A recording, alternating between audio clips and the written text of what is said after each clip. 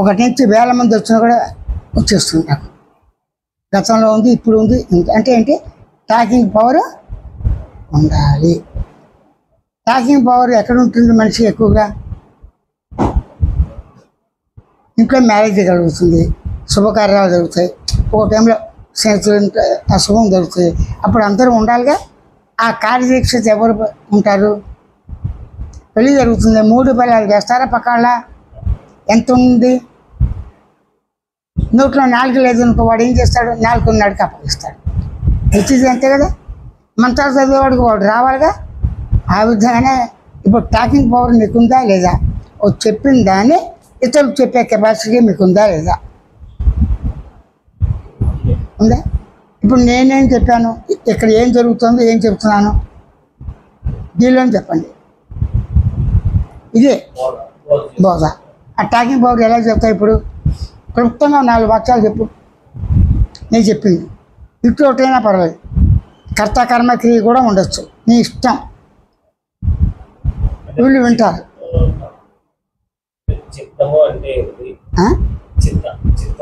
చిత్తం, చిత్తు, అది తర్వాత మనలో ఉన్న భావాలు సహసిద్ధంగా ఎలా ఉన్నాయి, వాటిని మనం ఎలా అనుభవిస్తున్నాము, వాటిని ఎలా మన ఆలోచనతో తెలుసుకుంటున్నాము, వీటి గురించి.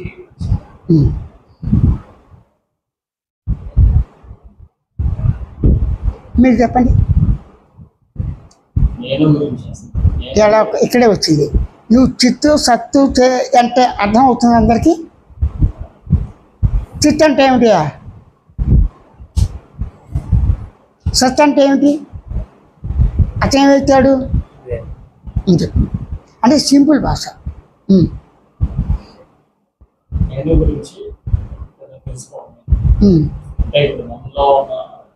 జీవితంలో చాలా జరుగుతూ ఉంటాయి. వాటిని మనసుకి అనుభవించుకోవాలి. మనసు ఉంటే, మనసు లేకుండా ఉంటే, నేను తెలుసుకుంటే సంతోషంగా ఉండాలి. ముఖ్యంగా ఏ పదం ముఖ్యం? నేను. ఆ చిత్తంతో పొరపాటు మనసు కూడా తీసుకోకూడదు. ప్రతివారు నేను ఉన్నానని అనుభవంలో అనుకోవటం సహజం, సింపుల్.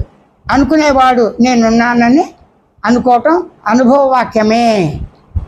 నేను పదం, ఉన్నాననే పదం. ఎన్నైనా 2 పదాలు, 2 కల్పిత వాక్యం ఉందిగా. నేనే ఉన్నాను, నాకు నేనే స్వయంగా ఉన్నాను అని నాకు నేనే స్వయంగా గమనించడం, గుర్తించడం, తెలుసుకోవటం నేనుకి సహజ స్వాంతమే. ఈ పదాలన్నీ నేను గురించేనా అన్నప్పుడు అవతలానికి ఏ దృష్టి వస్తుంది? శుభకార్యం జరిగింది, ఏ తెచ్చినా శుభకార్యం గురించే కదా. ఆ నేను అంటే నేను గురించి ఎక్కువగా ఎవరైనా మాట్లాడతారా? మామూలు వ్యవహార జ్ఞానంలో మిగతా బట్టి గురించి మాట్లాడతారా? కాదు. మిగతా వాడిని ఏరా ఆ పందిరి వేయించావా, ఏరా ఈ రోజు ఎంత వచ్చింది, ఫంక్షన్ కాదు ఆఫీస్కి వెళ్ళి ఏరా నేను చెప్పిన పని చేసావా, ఎంతవరకు వచ్చింది, ఇవాళ ఎంత పెరిగింది, స్టాక్ మార్కెట్ ఏంటి అని అసలు నేను పదం ఎత్తుతాడా? నేను మానవుడు అనే ప్రసక్తి ఎత్తుతాడా? అంటే వాడు మానవుడుగా ఉండు చేత అట్లుండు చేత మానవుడు అనే ప్రశ్న ఎత్తాల్సిన అవసరం లేదు. నేను ఉన్నానని అరే వాడు వచ్చేస్తాడు రా బాబు, మేనేజ్ కరెక్ట్గా అని ఎక్కడ అక్కడ సర్దుకుంటాడు అంటారా? అంటే ప్రతివాడికి కూడా నేనుతో మాట్లాడుతున్నానని, తాను వ్యక్తినని, మేనేజర్ అని, కరెక్ట్ అని, టీలు అందించేవాడు అందరూ ఉంటారు కదా, ఉంటాయి. అప్పుడు అటెన్షన్ ఏం చేస్తారు?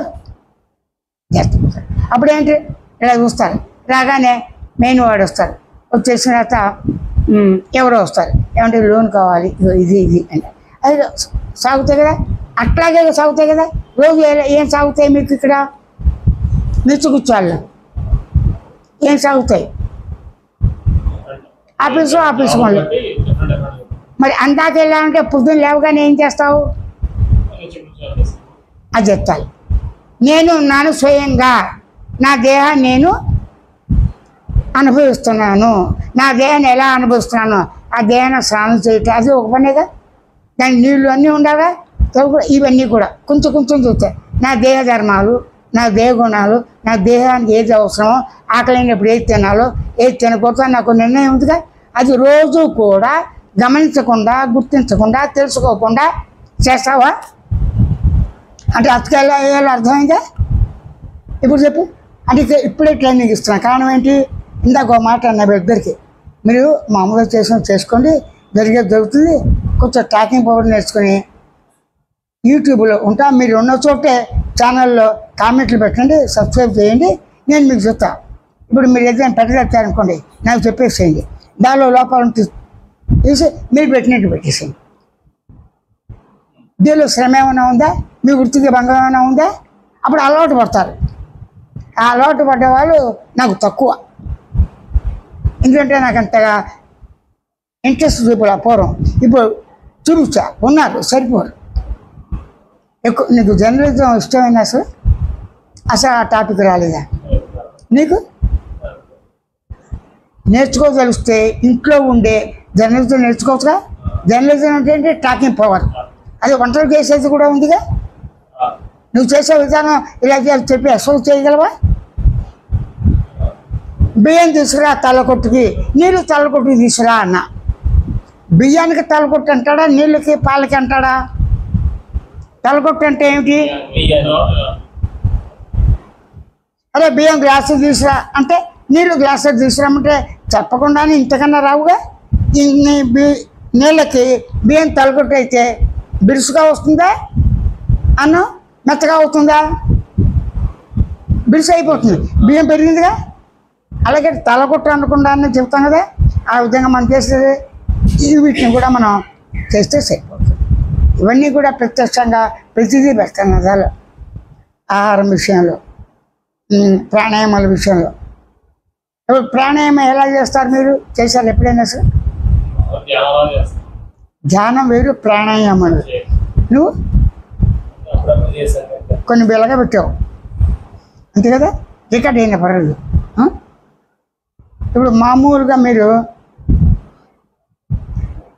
నోట్లోంచి గాలి విడిచి వస్తావు, పరిగెత్తి ఏం చేస్తావు? నిలబడి అంటావా? సౌండ్ లేకుండా నీకు నువ్వు పరిగెత్తి ఆయాసంతో ఏమంటావు? ఆ విధంగా బూరికాను పైకి నోట్లోంచి గాలి నిశ్శబ్దంగా విడిచిపెట్టు. నువ్వు పరిగెత్తుకొచ్చావు, పరిగెత్తకపోయినా అమ్మయ్యా అంటావు లేదా? మెట్టు ఎక్కి దిగావు, అమ్మయ్యా అంటావు కదా. అలా గాలి మామూలుగా వదిలేసి పెంచద్దు, లోపలికి బయటికి వదిలేయి. అలా బయట పెట్టించి లోపల నుంచి అప్పుడు కడుపు ఎక్కడికి వెళ్తుంది? ఇంకా 72,000 నాళ్ళు ఉన్నాయి. ఇది మెయిన్ సెంటర్ పాయింట్. అప్పుడు విడిచిపెట్టిన కొద్ది కడుపు ఎక్కడికి వెళ్తుంది? ఇక బెడవద్దు, అలాగే ఉంటే కళ్ళు మూసుకొని విడిచినంతసేపు విడిచేసావు, ఇక బెడవటానికి లేదు గాలి. అలా వదిలేసి ఒక సెకండ్ స్టెక్అప్ అయిపోతుందా, దాన్ని చూస్తూ కూర్చో. అప్పుడు మెల్లగా నీకు మెల్లగా అప్పుడు కూడా అంతే అంటుంటే మెల్లగా సెట్ అవుతుంది చూడు.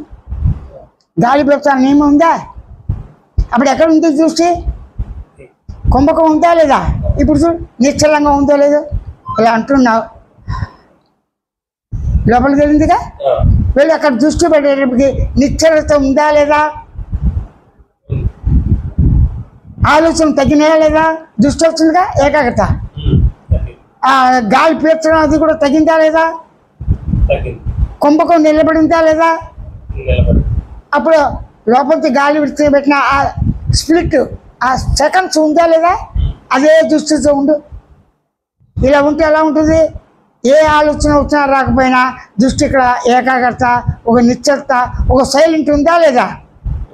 ఆ సైలెంటే ఆత్మ. సైలెంట్ అనేది సత్యం. ఆ సైలెంట్ ఎలా ఉంది? అనుభవంతో ఉంది. చిత్ అది ఎలాగుంది? ఆనంద, ఓ ప్రశాంతత ఉంది కదా సైలెంట్. ఆ ప్రశాంతత, ఆ ఉనికి, ఆ సైలెంట్, ఆ మౌనము చెప్తుంది కదా. డిస్టర్బెన్స్ లేదుగా.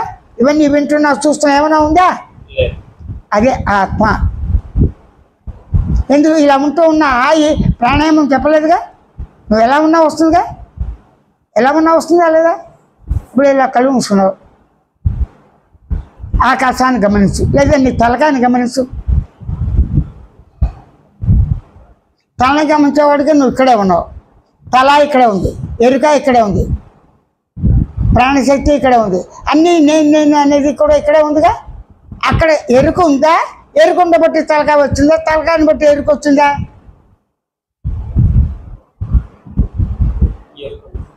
ఎరుక ఉన్నది, ఫస్ట్ అయిపోయింది. ఎరుక ఎలా ఉంది? తెలుసుకుంటుంది చిత్తు, ఎరుక. అదే చిత్తు అంటే తెలుసుకోవటం, జ్ఞానం ఉంది. అక్కడ ప్రశాంతం ఉందా లేదా? అంత ఈ మూడింటిని విడగొట్టగలవా? సైలెన్స్ ఉందా లేదా? పరిపూర్ణంతో ఉంది కదా, స్వేచ్ఛ ఉంది కదా. అప్పుడు ఎరుక ఎలా ఉంది? స్వయంగా గమనించుట. దేన్ని? ఉనికిని, అనుభూతిని, తెలివిని, ఆనందాన్ని, సైలెన్స్ని, పరిపూర్ణాన్ని, స్వేచ్ఛతో ఉన్నా కదా. అదే ఆత్మ. వాళ్ళ గురించి చెప్పారు రాజా, అది కూడా నేను ఎత్తను. నిన్ను నువ్వు తెలుసుకో అన్నాడు. నిన్ను నువ్వు తెలుసుకుంటే ఏం కలగాలి? లాభం నష్టం ఉండాలిగా. ఇలాగుంటే లాభమా నష్టమా హాయా? మామూలు సుఖ దుఃఖాలతో ఉన్న వస్తువులతో వచ్చే ఏముంటుంది? రెండు ఉంటాయిగా, నిద్ర కాదుగా. అలా ఆయన్ని నువ్వు గమనిస్తూ అనేక రకాలు ఎలా ఉన్నా సరే గమనించి నిచ్చుకుచాలు చేసుకో. ఈ అలవాటు కనుక పెడితే నీలో ఒకటి అదే వస్తుంది. ఏది ఎత్తినా ఉపమానమే. వైద్యుడికి పిచ్చి మొక్క కూడా, వంట చేసేవాడికి గరిక కూడా పనిచేస్తుందా? అయితే వంటవాడివా, నువ్వు వైద్యం చేసేవాడివా, లేకపోతే దాన ధర్మం చేసేవాడివా? స్వయంగా నువ్వే ఉన్నావా? నువ్వు తప్ప రెండోది ఉందా? అప్పుడు నేనుగానే ఉంది. అప్పుడు ఏముంది? సహజమైన ఒకటి వస్తుంది.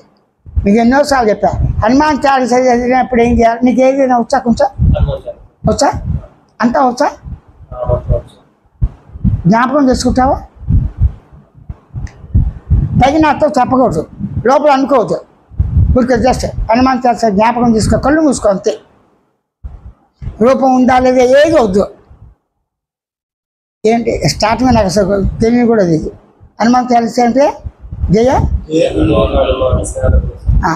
అది కదిలికి ఉందా లేదా లోపల నువ్వు అనుకోవటం కదిలిచ్చు. నీకేమైనా వచ్చు బాబు? ఏమవచ్చు? హనుమాన్ చాలీసాని జ్ఞాపకం చేసుకోండి, నేనేం చెప్పను. ఆ జ్ఞాపకం ఏంటంటే లోపల ఫీలింగ్ కదిలికి వస్తుంది. అనుకోవటం నీ వరకే వినబడుతుంది. ఈ చెవులతో పని లేదు, ఈ ఇంద్రియాలతో పని లేదు, రూపనామ ప్రసక్తి కూడా లేదు. కేవలం హనుమాన్ చాలీసా పారాయణాన్ని నీ అనుకుంటూ ఈ 4 కథలతో కదలకపోతే అనుకున్న కొద్దీ 5 నిమిషాలు అలా ఉండు. మొత్తం హనుమాన్ చాలీసా వచ్చినప్పుడు సైలెన్స్ ఉందా లేదా, ప్రశాంతం ఉందా లేదా? అప్పుడేంటి? హనుమంతుడు ఎవరు? సత్య స్వరూపం. అది నువ్వేగా. ఎలా తెలుసా? అంటే ఇది మంత్రం తంత్రం ఏది ఉన్నా నాకు అనవసరం. ఇది చేస్తే బాగుందా, పైకి చేస్తే బాగుందా? డ్రిల్ చేసావు ఎప్పుడైనా? లెఫ్ట్ రైట్ చేసావు? అలాగే ఒకసారి డ్రిల్ జ్ఞాపకం చేసుకో. లెఫ్ట్ రైట్ అంత వదిలేసాయి, అదే వస్తుంది ధ్వని. ఇప్పుడు మౌనం అంత ఉందా లేదా? నువ్వు ఏది చేసినా నీ స్పర్శతో నీ దేహాన్ని మొత్తం గమనిస్తూ కూర్చో. ఆకాశంతో అన్ని గమనికలు ఉన్నాయి, అన్నీ గుర్తొస్తున్నాయి, అన్నీ తెలుస్తున్నాయి. ఇవేమి డిస్టర్బెన్స్ ఏమైనా ఉందా? ఇదే ఉంది. ఇప్పుడు చెప్పింది ఈ రకంగా ఇంకోటి చెప్తున్నారా? లేదే. కాబట్టి ఈ విధంగా మీరు కనుక కొద్ది రోజులు చేస్తే చాలు, దానివల్ల అంటే ఓ స్వస్థత ఏర్పడుతుంది. కొన్ని కోట్ల సంవత్సరాలు యజ్ఞాగాదులు అమ్మవారు నర్చించినా సరే, దత్తుని నర్చించాలని కూడా కోట్లు ఖర్చు పెట్టచ్చు. తపస్సు స్కేల్టన్ అయినా కూడా వాడు ఎందుకు పనిచేయడు ఆత్మజ్ఞానానికి. వాడికి వాసనలు ఉంటాయి. పుట్టగా అయిపోయాడు శ్రవణ మహర్షి. రాజకుమారి చూస్తే డ్యాన్స్ కడుతుంటే మాత్రం చూశాట. నేను వ్యంగ్యంగా చెప్పట్ల. చూసేప్పటికి ఏమైంది? అది మిణుకు ఆయన తపస్సు చేస్తే కదా ఎర్రగా కనబడ్డాయి. ఈ రాజకుమారి ఏదంటే పూర్తి చేసింది. గుడ్డివాడు అయిపోయాడు. వెంటనే రాజు తెలిసిన బాధపడతాడు. ఏం చేయమంటారంటే అప్పుడు అంటాడు, నీకు రాజ్యం ఇస్తా, అక్కడ తపస్సు చేసుకుంటే. ఏం చేయమంటే, నేను గుడ్డివాడిని, నాకెవరు నీ కూర్చుని చెబులు చేయమంటారు. అది ఒప్పేసుకోడు. అతను చాలా ఇష్టం ఉంది. అంటే తపస్సు చేసే ఎవరికి? విశ్వామిత్రుడికి మేనకెందుకు అవ్వబడిందండి? వాడు ఎవడో తప్ప చేస్తే రంబొస్తే తెలుస్తున్నాడుగా, అంటే లోపల అన్నీ తెలుస్తాయి. వాడు పుట్టలో ఉన్నా తెలుస్తాయి. ఆ తెలుసుకునే లక్షణం సహజం. పుట్టలో ఉండే ప్రాణవాయు బాగా పెంచాడు, ఇలా అయిపోయాడు, గడ్డాల మీద పెట్టినాయి, ఆకలి ఉండదు, వాడికి దాహం ఉండదు, అక్కడ ఉన్నదే ఉత్పత్తి. ఇప్పుడు ప్రోడక్ట్ స్వయం ఉత్పత్తి ఎక్కడ జరుగుతుంది? భూమిలో పంచభూతాలు, వనరులు, ఆ జలాలు, చేపలు, వాటికి ఆహారం అన్నీ ఉన్నాయిగా. అటువంటి ప్రొడక్షన్ అంతా ఎక్కడ జరుగుతుంది? స్వయం ఉత్పత్తి నీళ్ళలోనే ఉంది, నిజమే ఉందిగా. ఒక గాలి నువ్వు అలవాటు పడితే లేకుండా జీవించచ్చుగా. మరి ఎందుకు అలవాటు చేసుకోలేదంటే నాకు అక్కర్లేదు, నిన్ను గుర్తించడానికి కావాలా? కొన్ని అలాగ అలవాటు చేసి నాకు మహిమలు వచ్చి ఇవి వస్తే అయిపోతుందా? కాబట్టి ఏ సాధన చేత కొత్తగా అనుభవం వచ్చేది లేదు, ఉన్నది పోదు. ఉన్నదే ఉన్నది. ఉన్నది ఏంటి? అనుకునేవాడు. ఉన్నది ఏది? గమనించేవాడు. ఉన్నది ఏది? తెలుసుకునేవాడు. ఉన్నది ఏది? గుర్తించేవాడు. ఉన్నది ఏది? శబ్దం చేసేవాడు. ఉన్నది ఏది? భావించాడు. చూసా పదాలు వెళ్ళాను ఈ కూర్పు ఉంది. అరే నేనే ఉన్నాను, నేనే ఏమున్నాను, నేనే గమనిస్తున్నాను, నేనే గుర్తిస్తున్నాను. సింపుల్. నేనే ఉన్నాను. గుర్తించుట, గమనించుట, తెలుసుకుంటా, భావించుట, శబ్దం చేయుట, అనుకుంటా, సహజానుభవమే చేయం. చూసారా పదాలు? ఇది కాస్త మనం చేస్తాం. పదాలు పడితే ఈ పదాలు అవసరానికి డిస్టర్బ్ చేయవు. అది ఏమిటా అని ఆలోచించే సైలెంట్ అయిపోతాడు. ఆ విధంగానే నువ్వు చూసిన కళ మొత్తం నీలోంచి బయటకు వచ్చిందా, బయట నుంచి లోపలికి వెళ్ళిందా? మరి కళ ఉందా? కళతో పాటు వెళ్తులు చీకటి ఆకాశం మొత్తం ఉంది కదా. అంటే ఆకాశం పుట్టినప్పుడు నువ్వు ఉన్నావా? ఆకాశం వచ్చినాక ఆకాశం చెప్తే నువ్వు ఉన్నావా? అప్పుడు చూడు ఇలాగే నేను ఉన్నాను తెలివి ఉందిగా. ఆ తెలివితో తెలుసుకున్న ఆకాశంతో ఉన్న ఈ సర్వం కళ్ళు తెచ్చిన మూస మొత్తం కూడా తెలివి అనే బీజం, అదే వేరే కణం. ఆ తెలివి లోపల ఉందని ఆ తెలివిలో నీ శరీరాన్ని చుట్టాన్ని ప్రయత్నించు. నీ దేహాన్ని, నేను దేహాన్ని, ఆకాశంతో ఉన్న పదార్థాన్ని అని అనుకునేవాడు నన్ను నేను, నా తెలివిలోనే నేనున్నాను అని తెలివిని అనుభూతితో గమనిస్తూ ఈ ఆకారం చూడగలవా? మౌనం అయిపోతుంది. అంటే ఇదంతా కూడా మౌన స్వరూపం. మౌనం అనేది ప్రశాంతం. కానీ ఇదంతా సత్సాంత పరిపూర్ణ మౌనమే. నువ్వు తప్ప రెండోది కానీ ఒకటి కానీ లేదు. అదే పరిపూర్ణ అనుభవం. క్లాస్ వచ్చినా ఈ పదాలు కొంచెం రోజును వాడుకో అప్పుడు సరిపోతుంది. రికార్డ్ అయిందా?